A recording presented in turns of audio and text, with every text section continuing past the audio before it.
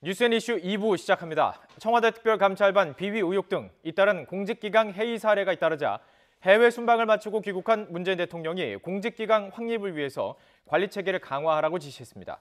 또 특별감찰반 개선 방안도 조속히 마련하라고 조국 민정수석에게 밝혔는데요. 김의겸 청와대 대변인의 브리핑 내용 직접 들어보시죠. 문재인 대통령은 조국 민정수석에게 청와대 안팎의 공직기강 확립을 위해 관리 체계를 강화하는 한편 특별감찰반 개선 방안을 조속히 마련하라고 지시했습니다. 문 대통령은 아울러 대검감찰본부의 조사 결과가 나오면 이번 사건의 성격에 대해 국민들이 올바르게 평가할 것이다 라고 말했습니다. 북미가 그제 판문점에서 비밀리에 접촉한 것으로 알려졌습니다. 외교소식통은 앤드류 김 중앙정보국 코리아 미션 센터장이 그제 오후 4시부터 저녁까지 판문점에서 북한 김영철 통일전선부장을 만난 것으로 보인다고 전했습니다. 김정은 위원장의 최측근인 김영철 통일전선부장이 나왔다면 이번 만남은 협상이 아닌 정상 간 친서나 메시지 전달 목적에서 이루어졌을 가능성이 높아 보입니다. 김정은 위원장의 서울 답방 시기를 오는 18일부터 20일까지 2박 3일을 제한했다는 일부 언론 보도와 관련해서 청와대는 사실이 아니라고 밝혔습니다. 윤영찬 청와대 국민소통수석은 오늘 기자들에게 보낸 문자 메시지에서 이같이 밝히고 김 위원장 답방 시기는 문재인 대통령이 언급한 대로 연내든 연초든 열려있고 북측의 결단이 중요하다고 설명했습니다. 어제 저녁 한파주의보가 내려진 경기도 고양시 백석역 인근에서 온수수송관이 파열되면서 시민 1명이 숨지는 등 피해가 잇따랐습니다. 오늘 아침까지도 더운 물을 공급받지 못한 아파트 주민들은 밤사이 큰 불편을 겪어야만 했습니다. 주민들의 이야기 직접 들어보시죠. 더워진 거 방송 시작한 게 한 8시 반인가? 그렇게 된 것 같아요. 저녁에는 안 쓰니까 아침에 5시쯤 되니까 완전히 냉수더라고요. 이제 뜨거운 물 안 나오니까 이제 씻질 못하죠. 우선 나도 불이 나게 목욕탕이니 뭐니 물이 어떻게 되나고 했죠. 그랬더니 물은 그대로 나오는데 더운 물은 안 나오고 찬물만 나오더군요. 그래서 어제 샤워는 못하고 그러니까 설거지도 찬물밖에 없어서 기름기 아닌 거는 씻었는데 기름기 있는 거는 씻질 못하고 있죠, 지금. 더불어민주당 이해찬 대표는 예산안과 선거제도 개편의 동시 처리를 요구하면서 농성에 들어간 야3당을 향해 강한 유감을 표시했습니다.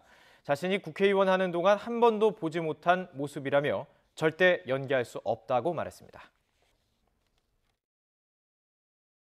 야당들이 그 예산안과 그 선거법 개정안을 연계를 시켜서 지금 농성을 하고 있는데 대단히 유감스럽습니다.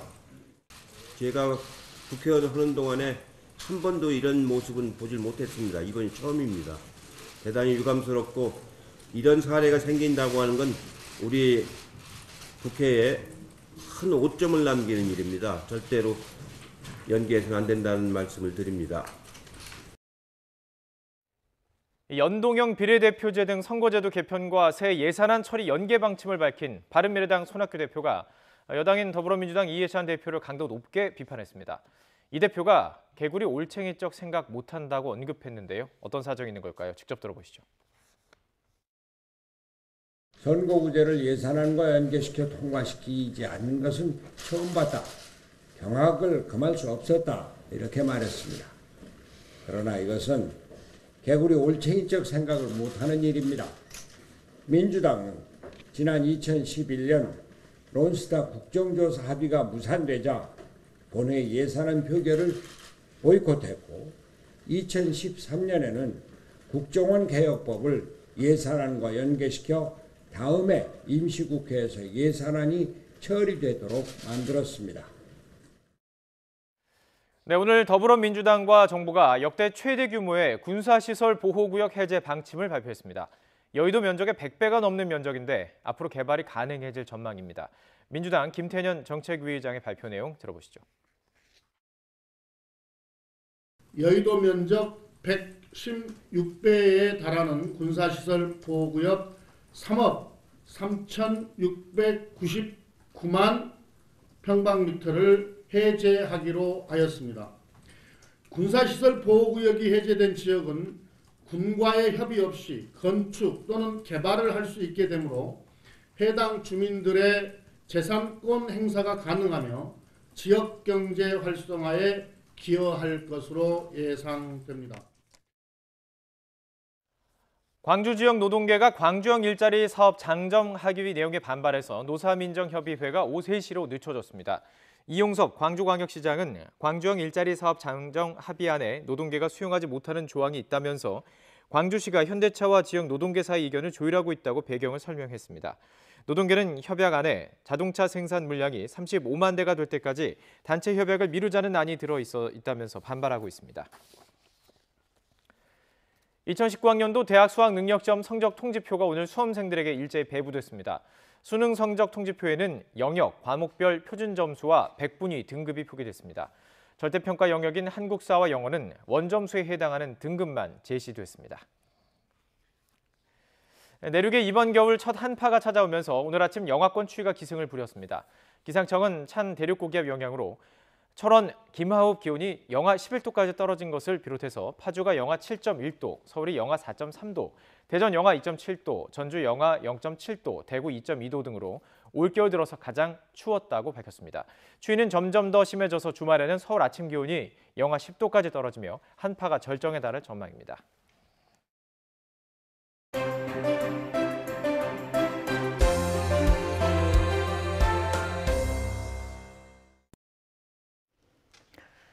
해외 순방 일정을 마치고 귀국한 문재인 대통령, 오늘 오전 바로 청와대 특감반 비위 논란과 관련해서 공직기강 확립을 위해서 관리체계를 강화하라고 지시했습니다.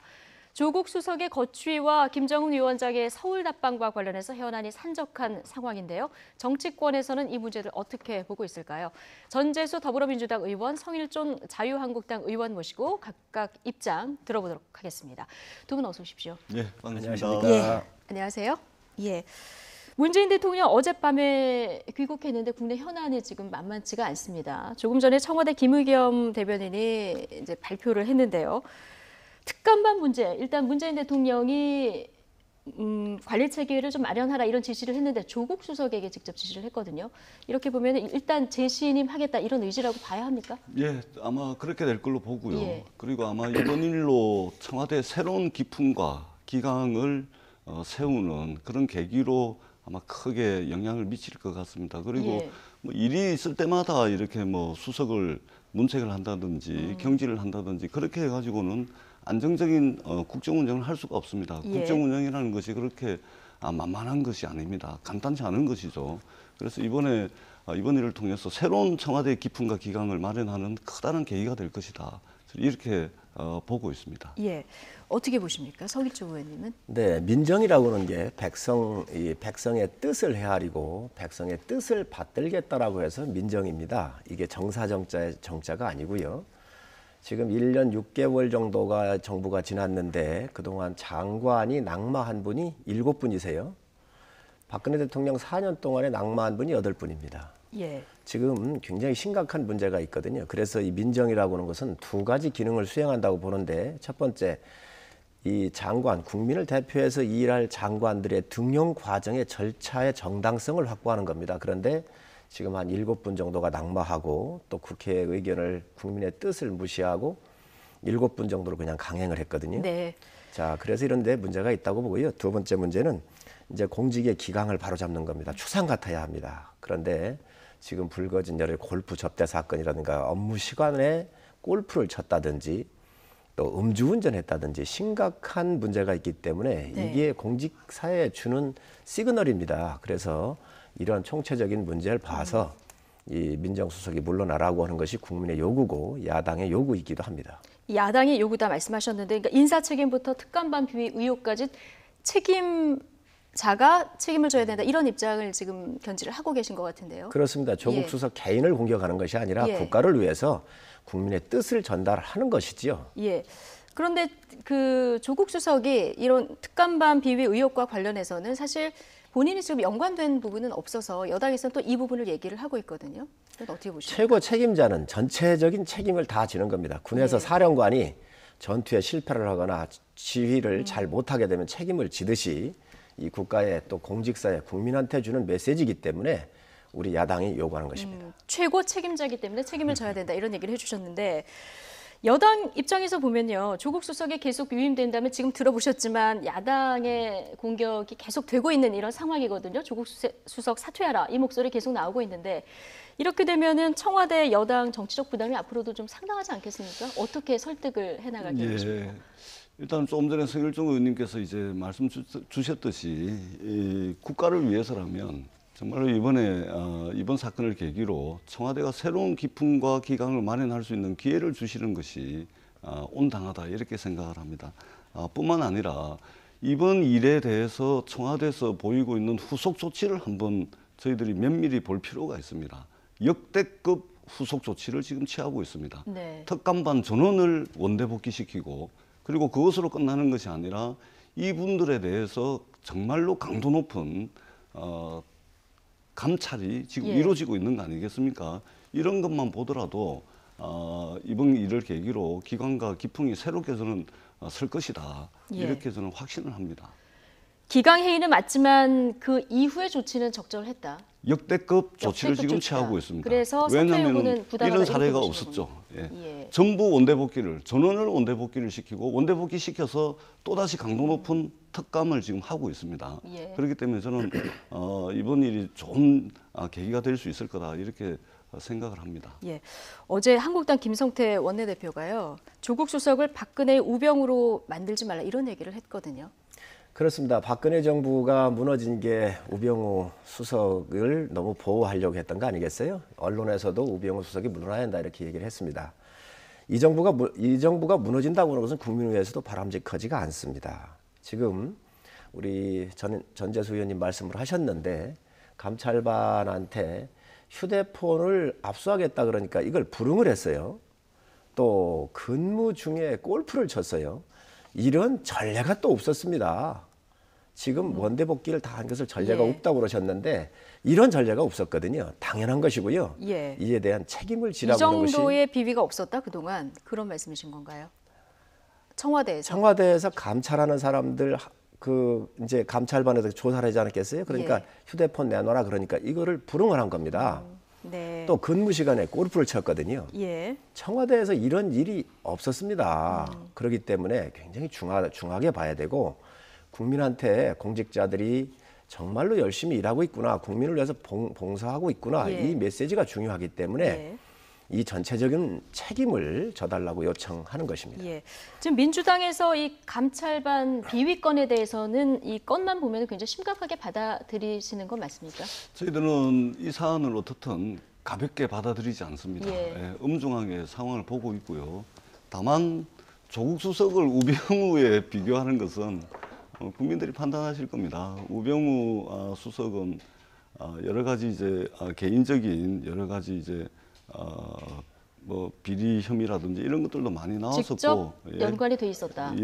직접 뭐 여러 가지 의혹들이 있었지 않습니까? 그리고 모든 권력은 우병우로 통한다는 이야기도 뭐 있었지 않습니까? 거기에다가 조국 수석을 비교하는 것은 온당치 못하다. 그리고 우병우 수석의 경우에는 국가기강을 밑바닥부터 흔들었던 그런 국정농단의 어쩌면은 주범이라고 할 수가 있습니다. 그 조국 수석하고 비교하는 것은 저는 맞지가 않습니다.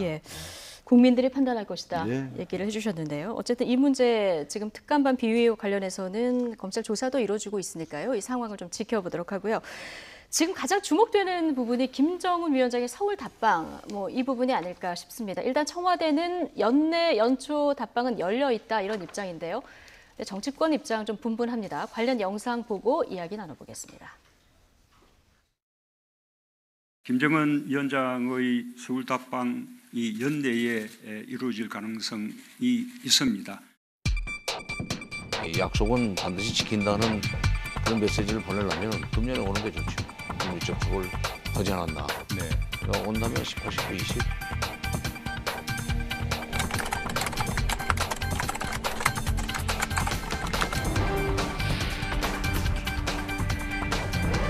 김정은 위원장의 답방이 한반도 평화의 모멘텀이 될 수가 있다라는 그런 대화가 있었다는 게 보도가 됐습니다. 이 답방이 이루어지는 것은 바람직하다. 2차 북미 정상회담으로 가는 가장 확실한 징검다리가 서울 답방입니다. 어떤 때는 남북 관계를 지주율 방어용으로 활용하는 것 아닌가 하는 느낌이 들 정도입니다. 한반도 평화가 완전히 깨질 거예요. 영원히 들어가는 서울은 모를 거예요. 이런 감각이 있는. 네. 어쨌든 연내든 연초든 김정은 위원장 답방 가능성이 어느 때보다 지금 높아진 건 맞거든요. 김정은 위원장 답방 일단 한국당에서는 어떻게 보고 계십니까? 우리 민족의 공동 번영과 평화를 위해서 김정은 위원장이 서울 답방하는 것을 저희가 마다할 이유가 없습니다. 예. 단 오는데 이 한반도 특히 북한의 비핵화가 가장 큰 쟁점이지요. 껍데기만 와서는 안 된다는 겁니다. 정확하게 오되 이 북한 핵 제거에 대한 프로그램과 정확한 이 절차의 과정들에 대해서 명확하게 하고 와야 된다. 그냥 이 쇼를 하기 위해서 오는 것은 저는 반대합니다. 이 문제가 어떻게 되어 있냐면 91년도 노태우 정부 때 한반도 비핵화 공동선언이 있었어요. 근데 93년도에 북한이 NPT를 탈퇴를 합니다. 이런 과정까지 지금 온 건데 지금까지 오는 과정에서 별 진전이 없었어요. 네. 그러나 이 정부가 여러 가지 남북 관계를 개선하고 북한 핵 제거를 위한 노력하는 거에 대해서 저희가 반대하는 거 아니거든요. 근데 오더라도 그냥 오지 말고 사진 찍고 쇼하려고 오지 말고 정말로 알맹이를 가지고 왔으면 우리는 환영한다. 이 말씀 드리겠습니다. 쇼가 아니라 뭐 알맹이를 가지고 와야 된다 지금 말씀을 해주셨는데 뭔가 답방을 하게 되면 그래도 비핵화와 관련된 뭔가 좀 진전된 메시지를 가지고 오지 않을까요? 그냥 올까요? 1차, 2차가 있었죠. 미국하고도 했죠. 지금까지 없었지 않습니까? 이 정상회담이라는 것은 굉장히 주는 의미가 중요합니다. 그래서 이제 하게 되면 세 번째인데 최소한 남북의 정상이 만난다고 하면 분명한 이 우리 민족의 공동 번영을 위한 이 북한의 핵 문제에 대해서 진전된 것을 가지고 와야 된다. 이렇게 생각합니다.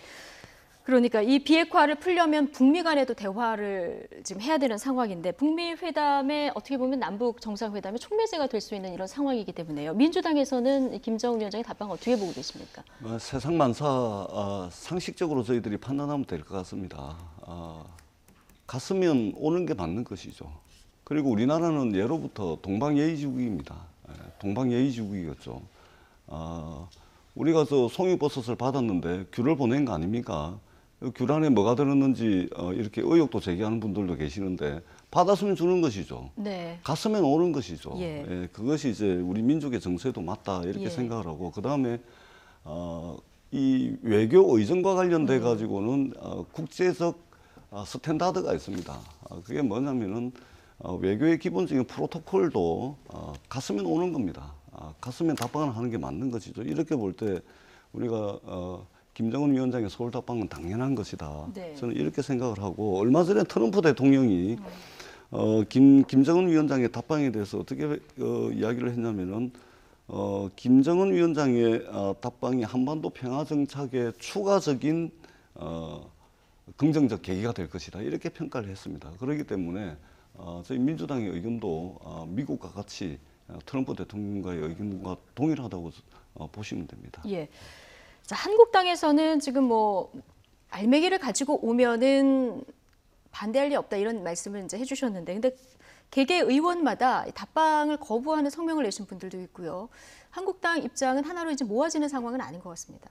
정치권이라고 하는 것이 자기의 생각들을 자유롭게 낼 수 있죠. 또 정파의 소리가 다양해야 또 민주국가고 좋은 의견이 수렴될 거로 보여집니다. 그렇지만 북한의 핵을 제거하기 위해서 또 우리 민족의 공동 번영을 위해서 하는 거야 뭐 반대할 이유가 없지 않겠습니까? 그래서 저희는 하여튼 이번 정상회담이 열린다고 하면 분명한 것은 북한의 비핵화에 대한 특별한 진전이 있어야 된다. 이 말씀 드리겠습니다. 한 말씀만 더 드려도 될까요? 정말로 저도 이 김정은 위원장의 답방으로 비핵화가 한 방에 해결되면 얼마나 좋겠습니까? 이것을 거부할 사람이 누가 있겠습니까? 그러나 분단 70년 동안 쌓이고 쌓인 이런저런 것들이 많습니다. 한 방에 해결될 수가 없습니다. 제가 자주 드는 비유 중에 하나가 우리가 밥을 안 치고 난 뒤에 기름기가 잘잘 흐르는 밥을 바로 먹을 수가 없습니다. 우리가 밥을 안 치고 난 뒤에 뜸도 주고 여유도 줘야 우리가 기름기 잘 자르는 밥을 먹을 거 아닙니까? 예. 이렇게 서로 오고 가고 만나고 대화하고 협상하는 과정에서 그야말로 알토란 같은 우리 민족의 성과인 비핵화를 이끌어낼 수 있는 것이지, 올 때마다 만날 때마다 비핵화 해라, 성과 없으면 오지 말아라, 네. 가지고 올 거 없으면 오지 말아라, 이래 가지고 도대체 어떻게 되겠습니까? 상식적 수준에서 판단한다면 이번 김정은 위원장의 답방은 제대로 평가될 거다, 이렇게 생각합니다. 네, 뭔가 공불되는 작업들이 계속 지속적으로 이루어져야 당연한 된다. 거 아니겠습니까? 어떻게 예. 한 방에 기름기 잘 흐르는 밥을 예. 먹을 수가 있겠습니까? 네, 이런 말씀해 주셨는데, 예, 우리가 그동안 많이 속았지요. 우리 김대중 대통령도 정상회담을 했고 노무현 대통령도 하셨습니다. 그동안에 북한이 하겠다라고 한 약속들을 지속적으로 깨왔고 이행을 하는 것에 대한 우리 국민들의 우려가 있는 겁니다. 네. 이 부분만큼은 이번에 이제 우리 문재인 대통령께서 3번의 회담을 하지 않겠어요? 또 미국하고도 한 번을 했고, 그러니까 3번째에 하게 되는 여기에서부터는 실마리가 풀어져야 된다. 네. 국민들이 뭐 그동안 속아왔기 때문에 우려의 시선을 보내는 분들도 있습니다만은 사실 지난해 11월로 돌아가 보면은 북한이 미사일 쏘고 이런 상황이었거든요. 이 1년을 돌아봤을 때 지금 사실 북한이 도발은 하지 않는 이런 상황이 됐고요. 이 1년의 상황은 한국 땅에서는 어떻게 보고 계십니까? 아니면 개인적인 의견이라도 좋고요. 일단 북한이 상당히 코너에 몰렸지요. 예.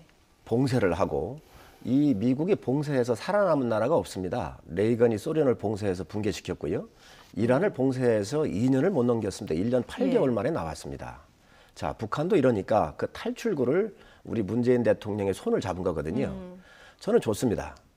이런 시도, 역사적인 시도를 해야 한다고 생각을 합니다. 예. 하지만 이제는 3번째라는 거예요. 옛날에 우리가 당했었던 것을 반면교사 삼아서 지금부터는 우리가 알맹이를 채워갈 시기가 예. 됐다.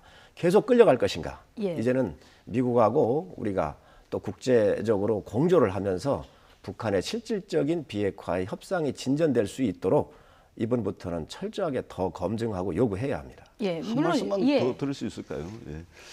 저희가 분단이 한 맺힌 분단이 70년입니다. 민족의 문제는 절대 가볍게 다뤄서는 안 되고 엄중하게 다뤄야 된다고 생각을 합니다. 지금 청와대 문재인 대통령께서는 이전의 남북 정상회담의 모든 역사적 선례들을 다 성찰하고 검토하고 반성하는 고위에서 남북관계, 북미관계를 지금 풀어나가고 있다는 말씀을 드리고요. 저희들에게 어떤 실험과 실패가 있다 하더라도 과거에 그랬기 때문에 안 하는 것이 아니라 그런 실험과 실패를 딛고서 그 경험으로부터, 그 역사적 경험으로부터 지금 현재 문재인 대통령이 남북관계 여러 가지 프로세스를 밟아나가는 것이고 북미관계 프로세스를 밟아나가는 것입니다. 네. 어떤 실험과 실패가 있어도 끊임없이 시도하고 그렇게 해서 민족의 미래, 그야말로 민족의 공동번영을 반드시 이뤄내야 될 사안이다. 그렇기 때문에 계속해서 시도를 해야 된다고 저는 생각을 합니다. 네. 어쨌든 문재인 대통령 지난번 평양에 갔을 때요. 평양 시민들 앞에서 연설을 하기도 하지 않았습니까? 이번에 만약에 김정은 위원장이 답방을 하게 된다면, 아까 굳이 마다할 이유는 없다, 알매기를 가지고 온다면 이 얘기를 하셨는데 국회 연설 얘기도 나오거든요. 자, 만약에 국회 연설을 하게 된다 이러면 뭐 맞아주시겠습니까? 따뜻하게? 그러면요. 예. 김정은 위원장이 비핵화에 대해서 진전된 프로그램을 내놓고 또 민족의 진정한 번영을 위해서 고민을 하는 모습을 우리가 공감을 한다 그러면 와야지요. 네. 저는 뭐 찬성합니다. 국회 연설 찬성한다. 어떻게 보십니까? 당연히 뭐 예, 찬성하시겠지만. 우리 김정은 위원장 오시면 국회에 연설하는 거 굉장히 좋다고 생각합니다. 대한민국이 이 짧은 시기에 엄청난 경제적 성과를 이뤘습니다. 이것을 김정은 위원장에게 보여주고 또 엄청나게 압축적으로 짧은 시간에 세계사의 유례가 없는 민주주의의 질적 성취를 저희들이 이뤘습니다. 이 예. 민주주의의 우월적 가치, 우월적 질서를 우리 김정은 위원장에게 꼭 한번 보여줄 필요가 있다. 예. 저는 그런 측면에서라도 김정은 위원장의 국회 연설은 추진돼야 된다. 이렇게 네. 생각을 합니다. 비핵화를 촉진하는 계기가 될 것이다. 충분히 그렇다고 생각을 합니다. 예. 비핵화의 촉진을 기대하면서 국회 연설할 수는 없는 것이지요. 당연히 왔었을 때 가지고 와서 연설을 해야 된다는 그렇습니다. 말씀이신 거죠. 비핵화가 핵심 고리이기 때문에 또 이게 잘 풀려야 예. 아까 촉매 얘기를 하셨는데 촉매는 문제를 푸는 겁니다. 네. 그렇기 때문에 촉매 역할을 제대로 하려면 이 남북 정상회담에서부터 이 문제가 풀어지고 이 메시지가 미국으로 가야 되는 것이지요. 이러한 전제 조건이 되지를 않으면 예. 어찌하겠습니까? 반드시 이번에는 김정은 위원장께서 방문을 한다고 하면 이 비핵화에 대한 단추를 잘 끼울 수 있기를 네. 기대하겠습니다. 한 말씀만 더 드릴까요? 저는 비핵화가 없어도 예를 들면 성과가 있으면 정말 좋죠. 그러나 비핵화에 대한 구체적인 로드맵이나 성과가 설사 없다 하더라도 김정은 위원장의 국회 방문과 연설은 그야말로 역사적 사건이다, 획기적 사건이다. 이렇게 저는 평가를 하고 싶습니다. 왜냐하면 그거 자체가 또 디딤돌이 될 수가 있는 것입니다. 예. 우리가 한꺼번에 모든 것을 다 얻을 수가 없습니다. 더더구나 북한은 살기 위해서 핵무기를 개발한 나라예요. 그렇기 때문에 쉽게 그것을 포기할 수 없는 것을 저희들이 인정을 해야 됩니다. 그렇기 때문에 이 지난한 과정들을 저희가 거치고 있는 것이고, 그렇다면은 손톱만큼이라도 도움이 되는 그것이 쇼라도 좋습니다. 네. 근데 이것은 쇼는 저는 아니라고 보는데요. 그렇다 하더라도 이 모든 것들이 모여서 결국은 우리가 한반도의 영원한 비핵화, 항구적인 비핵화로 갈 수 있는 거 아니겠습니까? 예. 그러니까 화해 분위기를 조성하는 거 하나하나의 어떤 그런 일련의 과정들이 굉장히 중요하다는 말씀이시고, 아주 중요합니다. 지금 이제는 비핵화에 어떤 성과물을 가지고 와야 된다, 이런 그 차이가 있는 것 같습니다. 김정은 위원장의 답방은 뭐 두 분 다 환영을 합니다만 이런 차이가 좀 있는 것 같아요. 91년도부터 지금까지 북한이 이 비핵화에 대한 의지를 밝혔지요. 그런데 지금 현재까지 진행된 걸 보면 우리가 그 진정성을 의심하지 않을 수 없습니다. 네. 자, 지금 이 상황까지 왔는데 이게 굉장히 심각한 국제 문제로 또 가지 않았나요? 그렇기 때문에 이제는 진정성을 가져와야 대한민국 국민이 믿을 수 있다. 네. 이 우리 국민의 요구 사항을 우리 문재인 대통령께서 잘 헤아려 주시기를 말씀드립니다. 알겠습니다. 뭐 근데 국회 마지막 한마디만 더 네, 드리면, 짧게요. 세상 모든 것이 어느 날 갑자기 하늘에서 떨어지는 법이 없습니다. 다 과정이 있는 것이죠. 우리가 이 문제 또한 상식적으로, 그러나 민족의 문제이기 때문에 가볍지 않게 엄중하게 바라볼 필요가 있다고 네. 한 말씀만 더 덧붙이고 싶습니다. 네, 뭐 국회에서도 다양한 목소리가 지금 두 분의 얘기를 들어봐서 알 수 있듯이 나오고 있는데요. 자, 김정은 위원장의 서울 답방을 두고 지금 이념 갈등 역시 풀어야 할 숙제 중 하나입니다. 벌써부터 광장에서는 김 위원장의 서울 답방을 앞두고 한쪽에서는 환영 집회를, 한쪽에서는 반대 집회를 열고 있는데요. 이 모습 차현주 앵커가 담아봤습니다. 모든 국민이 쌍수로 환영해 줄 것이라고 믿습니다. 문재인 대통령은 김정은 위원장의 답방과 관련해 이렇게 말했죠. 김정은 위원장의 연내 서울 답방이 초미의 관심사인 지금 이 쌍수 환영은 현실화할 수 있을까요? 최근 김정은 위원장 답방을 환영하는 몇몇 단체가 결성돼서 활동하고 있는 가운데 그중 위인맞이 환영단이라는 곳에서는 김정은 위원장을 환영하는 지하철 광고 모금에 돌입했습니다. 환영 포스터도 제작 중이라고 합니다. 집과 동네에 김정은 위원장 서울 방문을 뜨겁게 환영합니다라는 현수막 걸기 캠페인도 진행하고 있습니다. 이 단체는 얼마 전 광화문 한복판에서 나는 공산당이 좋아요, 김정은 위원장은 배짱 좋고 실력 있는 지도자다 이렇게 외치기도 했는데, 이에 맞서서 일부 보수단체들은 맞불 시위를 벌이면서 국가보안법 위반 혐의로 수사해야 한다고 주장했습니다. 대한애국당은 무술 유단자를 우대한다면서 김정은 위원장 체포특공대까지 모집하겠다고 나섰는데, 또 여기에 맞서서 김정은 위원장을 지키자는 백두수호대까지 생겨났습니다. 이런 가운데 온라인 쇼핑몰에는 김 위원장의 캐릭터 상품 등 일명 은희 굿즈까지 등장했는데요. 이를 바라보는 정치권의 반응도 들어보겠습니다. 많은 국민들이 환영을 하지만은 일부 반대할 사람들도 있다. 이걸 걱정해서는 안 된다. 반대하는 사람 때문에 걱정해서 답방을 안 할 김정은 위원장이 아니라는 건 알고 있지만은 그러나 그 부분에 대해서 걱정할 필요가 없다고 생각한다. 김정은에 대한 도를 넘는 칭송이 점차 커져가고 있습니다. 공산당이 좋아요라는 말이 등장하고 있고, 김정은의 마지막 글자 은을 귀엽게 바꿔서 은희 굿즈라는 용어가 지금 등장하고 있고, 김정은이를 서울에 데려오려면은 납북자 송환, 북한 정치범 수용소 해체, 이런 기본적인 북한 인권 문제부터 먼저 해결해야 할 것입니다. 올해 초 현송월 삼지연 관현악단장이 방문했을 때도 한쪽에서는 카메라 플래시 세례가 쏟아지면서 환영을 받는가 하면 또 한쪽에서는 북한기 등을 불태우는 보수단체들의 격한 시위로 한바탕 곤욕을 치르기도 했습니다. 김정은 위원장의 답방을 앞두고 돈 없는 칭송이다, 그리고 과도한 적개심이다, 두 시선이 공존하고 있는데요. 모든 국민의 쌍수 환영을 위해서는 아직 해결해야 할 과제가 남은 듯합니다. 돈 없는 칭송이냐 과도한 적개심이냐, 일단 어떻게 보고 계십니까? 한국당에서는. 위인이라고는 말씀을 아까 이렇게 얘기를 하셨잖아요. 네. 그런데 6.25 전범이고 또 북한의 핵 개발을 위해서 수백만 명이 아사를 했습니다. 그리고 북한의 인권 상황이 아주 최악국이잖아요.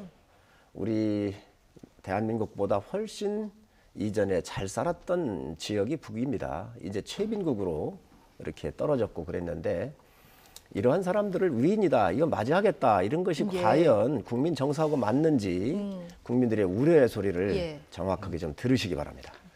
저는 김정은 국방위원장의 답방과 관련해서 과하게 들뜬다거나 또는 극단적으로 반대하는 이런 모양새는 좀 지양돼야 되겠다. 지양돼야 된다. 이렇게 생각을 합니다. 그리고 이 민족의 문제라는 무거운 주제를 우리나라 국민들이 아주 유쾌하게 즐겁게 표현하는 거 아니겠습니까? 이것은 여기에다가 이념적 잣대를 갖다 대가지고 잘못됐다, 국가보안법 위반이다, 이렇게 하는 것은 좀 과한 것이고, 이렇게 다양한 개인들의 자유로운 의견 분출, 그것도 무거운 주제에 대해서 그것을 유쾌하게 또 어떻게 보면 즐기고 있는데, 이것이야말로 우리 체제의 우월성이다. 저는 그렇게 생각합니다. 이렇게 보고서 넓게 봐야지, 그것을 거기에다가 국가보안법을 갖다 들이댄다, 이것은 정말로 우리가 청산돼야 될 구시대적 사고방식이다. 저는 그렇게 생각을 합니다. 네, 어쨌든 뭐 양극단에서 이런 목소리들이 나오고 있는 것은 사실이기 때문에 이런 부분들도 좀 확산되지 않게 저희가 좀 전체적으로 생각해 볼 필요는 있다, 이런 생각은 들고요. 예, 그래서 저희 정치권도 이 부분에 대해서 과하게 들뜬다거나 또는 극단적 반대를 하기 위해서 어떤 정치권이 과한 발언, 거친 발언을 한다든, 이것은 우리 정치권이 먼저 앞장서 가지고 좀 국민들께 모범을 보여야 되지 않을까, 이렇게 생각을 합니다. 예, 알겠습니다. 근데 뭐 김정은 위원장이 답방을 해야 말이죠. 예, 알겠습니다. 국회에서 나온 이슈들 계속 짚어볼 텐데요.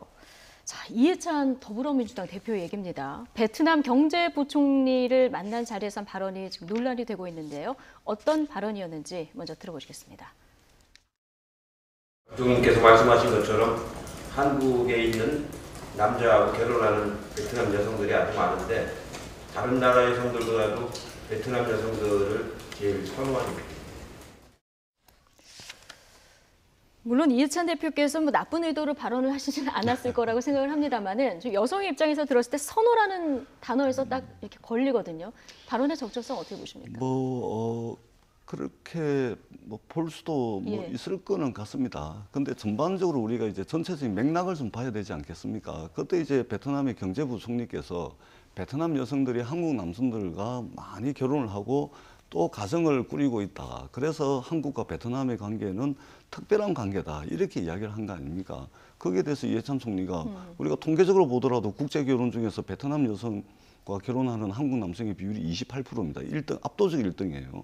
그래서 그러한 환영사의 맥락에서 이제 한 것인데, 이것을 너무 과도하게 정쟁거리로 삼는 것은 아닌지, 이런 우려가 좀 있습니다. 전재수 의원님, 근데 맥락을 봐야 되긴 하겠습니다만 지금 야사당이 모두 지금 비판을 하고 있는 이런 상황이거든요.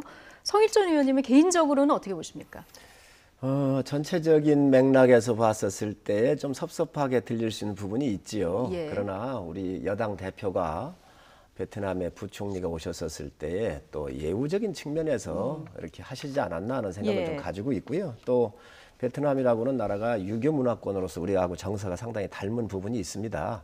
그래서 큰 틀에서 우리가 이거를 좀 보고 갈 필요가 있다는 생각을 가지고 있고, 전에도 이해찬 대표께서 필리핀 독재로 못 사는 나라가 됐다, 이렇게 얘기를 하셨어요. 그래서 필리핀 비하 발언이다, 이런 또 비난도 받으셨지요. 네. 이제 이런 이야기를 이제 북한에다 좀 하셨으면 좋겠어요. 북한에다 했으면 좋겠다. 우리보다 더 잘 살았잖아요. 그래서 잘 살 수 있도록 이런 충고도 좀 여당의 의원으로서 과감하게도 좀 던지실 필요가 있다는 생각을 하고 있습니다. 예, 어제 이 베트남 총리를 만난 자리에서 한 발언을 여쭤봤는데요. 북한의 얘기를 전해달라 이런 얘기까지, 북한에 이렇게 강한 얘기를 해달라 이런 주문까지 주셨는데, 어쨌든 정치인들이 쓴 뭐 단어 하나하나는 파급력이 크기 때문에 발언을 하시고 뭐 단어를 하나하나 선택하실 때 조금 더 주의를 기울이시면 어떨까 이런 생각은 듭니다. 자, 이번에는 한국당 현안 질문을 좀 드릴 텐데요. 최근에 김무성 의원이 박근혜, 이명박 전 대통령의 불구속 재판을 추진하겠다 이런 말을 했습니다. 구체적으로 어떤 내용인지 먼저 들어보시죠.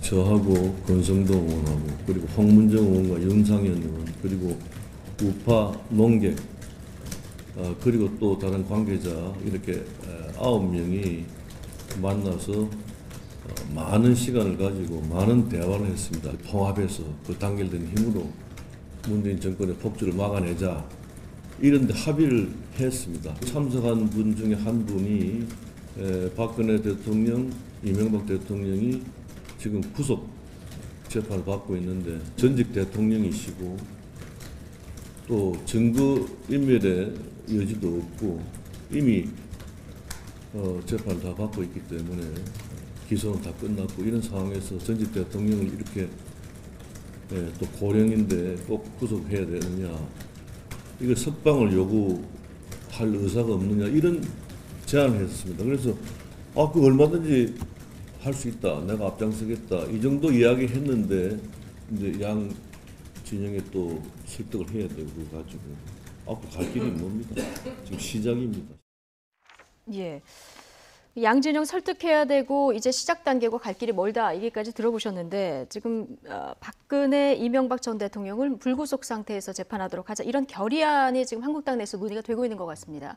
실제로 어느 정도까지 논의가 됐습니까? 전번에 아침 모임에서 이 이야기가 처음 나온 거로 제가 알고 있고요. 어쨌든 전직 두 대통령이 감옥에 가 있는 것은 역사적으로 굉장히 불행한 일입니다. 그래서 이런 부분들은 제 개인적 생각으로는 그렇습니다. 오히려 여당이 먼저 이런 부분을 제안을 해주시는 게 더 좋겠다. 통합을 위해서도 그렇고 또 한 시대를 매듭짓는 것도 그렇고, 지금 대통령들이 30여 년 정도 형을 받으셨는데 100세까지 가시지 않겠어요? 그렇게 가면 정치적인 일이고 이러니까 여당에서 먼저 좀 풀어주시고 하는 게 맞겠다는 생각이 들고, 어쨌든 이 대통령들이 지금 감옥에 있는 거는 국가적인 수치이기도 합니다. 그래서 우리가 이런 부분들에 대해서는 한번 논의할 필요가 있다 생각을 합니다. 이제 시작 단계라 얘기를 했었는데 어느 정도 좀 논의가 진척이 된 상황인 건가요? 아닙니다. 지금 아젠다만 던져져 있고 몇 분들이 이런 의견을 내놓은 것이죠. 당에서 의총을 했거나 아니면 뭐 지도부가 세밀하게 검토했다든지 이런 거는 아닌 걸로 알고 있습니다. 아직 의총까지는 보고가 안 됐습니다.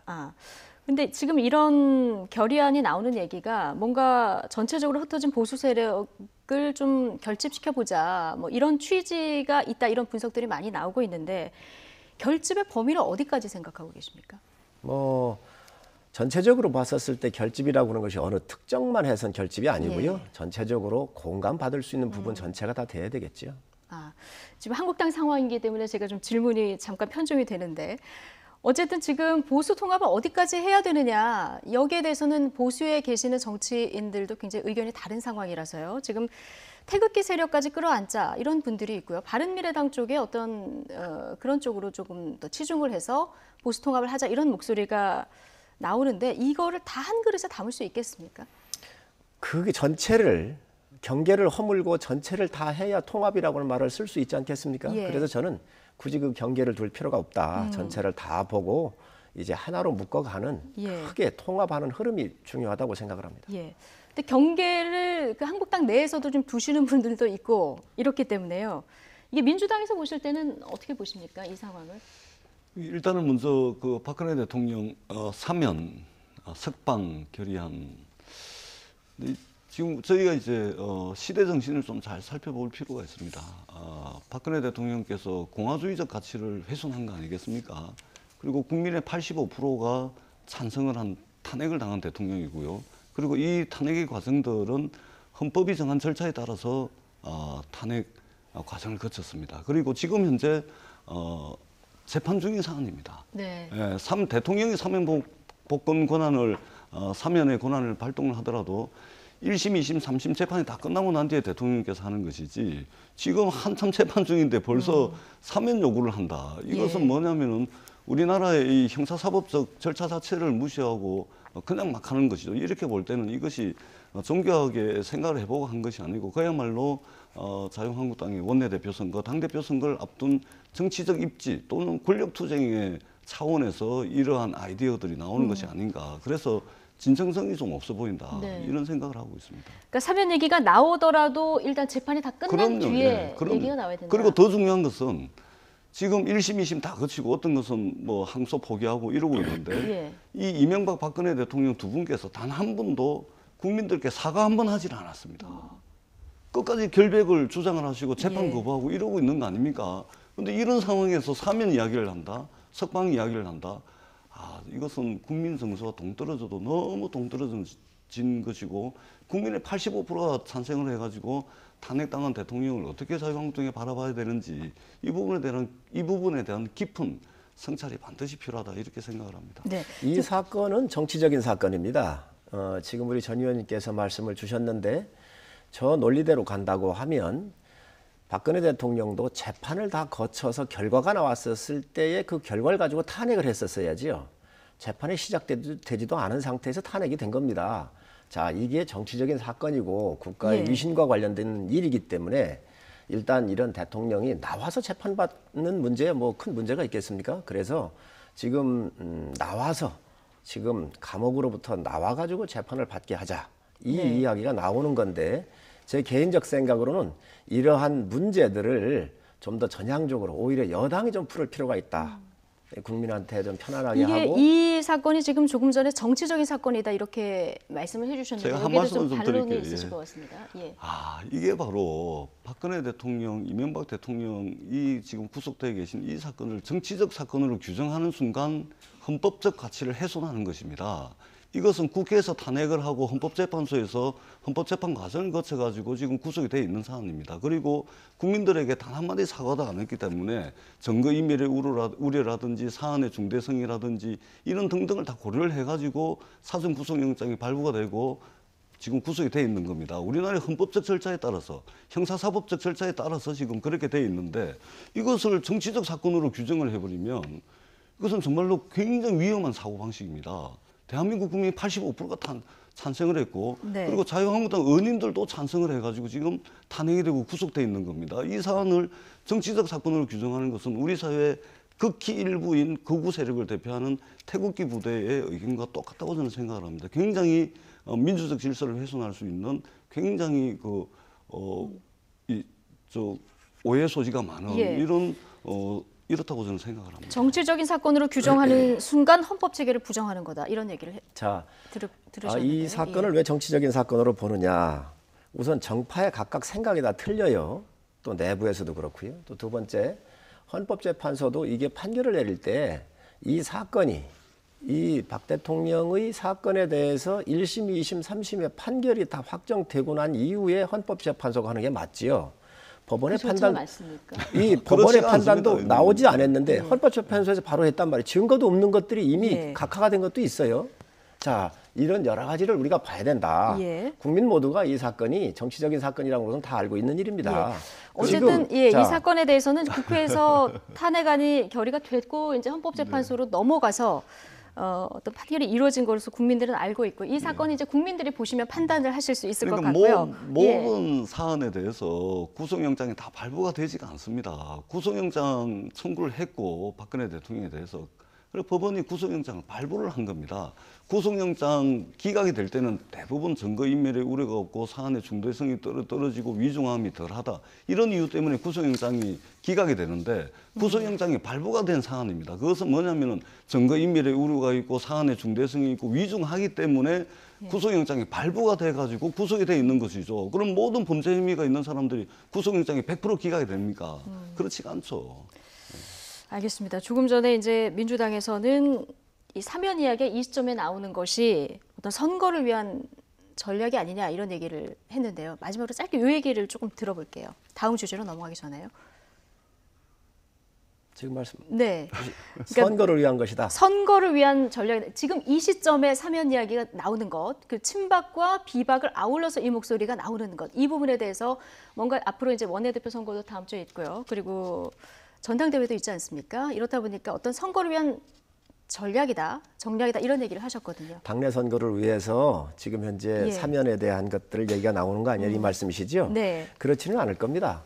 지금 당의 의원들이 각각 다 판단 기준을 가지고 있고 또 원내대표든 당대표든 우리 당이 국민들한테 어떤 메시지를 줄 것이냐 고민을 다 하고 있거든요. 네. 이 이야기가 나온다 그래서 예. 의원들이 100여 명에 이르는 의원들의 의견이 이게 합치되거나 또 예. 저런 결의안이 나오니까 저로 표를 주자 이러지는 않을 겁니다. 선거 전략으로 이 얘기가 나오는 것은 아니다. 네. 공감대가 어느 정도 이루어졌다 이런 말씀이십니다. 근데 제가 볼 때는 예, 저희가 자유한국당의 최대 주주가 네. 태극기 부대 아니겠습니까?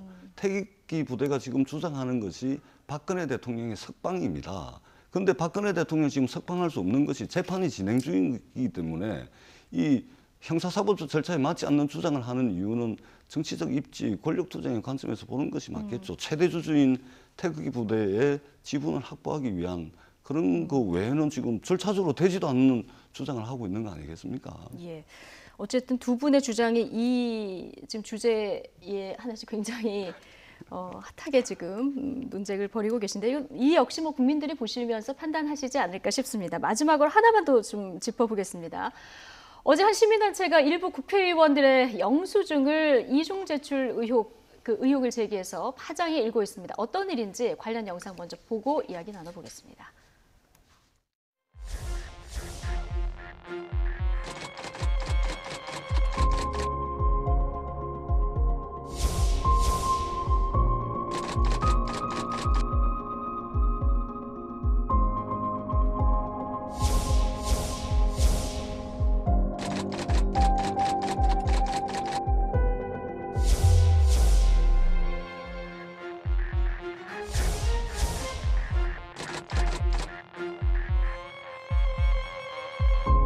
상당히 국회 내에서 관행적으로 이루어져 왔던 부패 행위라고 저희는 판단하고 있습니다.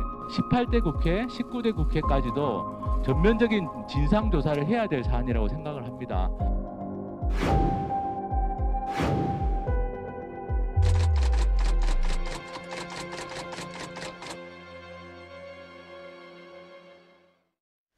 네, 어제 한 시민단체가 26명 국회의원 명단을 공개를 했는데요. 지금 이게 중복 수령이냐 회계상 착오했느냐 좀 얘기가 있는 것 같습니다. 일단 민주당 의원들이 굉장히 많이 들어가 있긴 하네요. 네.